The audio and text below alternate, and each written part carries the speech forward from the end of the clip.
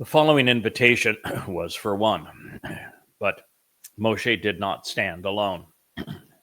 Yahowsha, which has been transliterated very crudely to Joshua, would ultimately assist Moshe, which is an example that we may also want to emulate when it comes to those God has chosen to communicate through. So Moshe and Yahowsha. Yahowsha means Yahweh frees, delivers, and saves.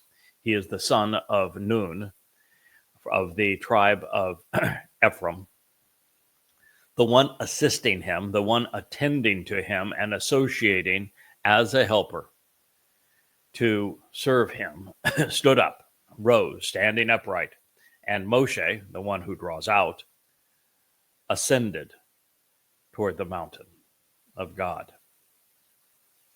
Now the change here from Aaron, the alternative, to Yahowsha, Yahweh saves, is noteworthy.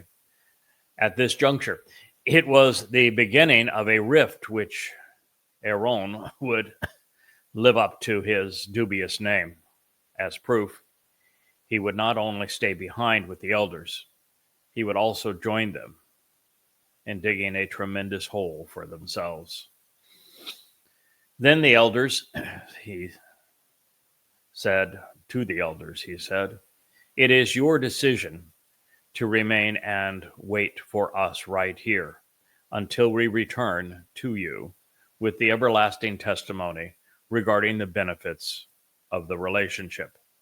Take note, Aaron and Hur are with you. Whoever Baal, the Lord, speaks, let him approach them." Shemot names Exodus 24:14. This is the preeminent contrast regarding the ultimate promotion and demotion. Moshe would take a stand with Yahowsha to ascend to Yahowah to receive the Torah.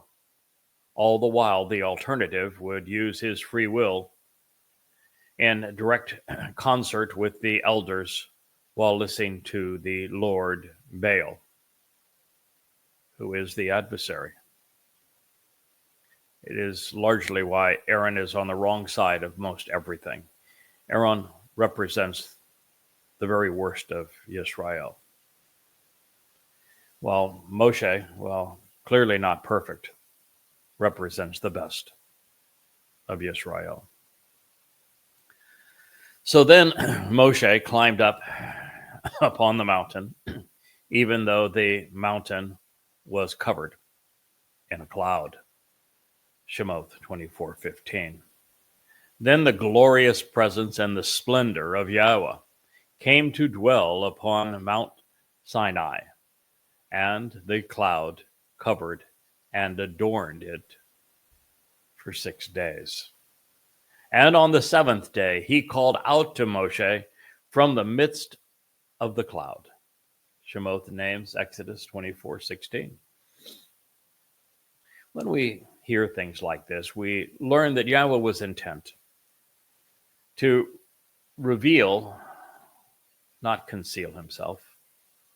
So we ought to consider the reasons his presence was veiled at the moment, particularly during those first 6 days. First, there is a realization that this meeting was scheduled to be a private affair with Moshe. It would have defeated the purpose had there been a million prying eyes from the beginning.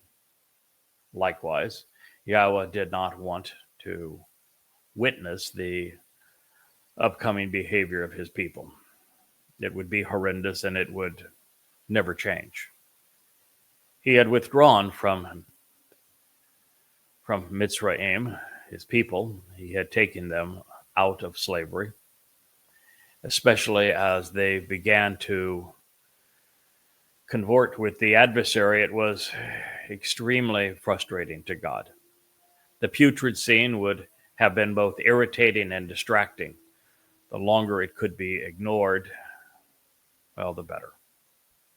Third, all things should occur in the right order and the correct time. God had overwhelmed the children of Israel with fireworks on top of the mountain before he began to convey the means to know him as their father, their teacher, and their guide.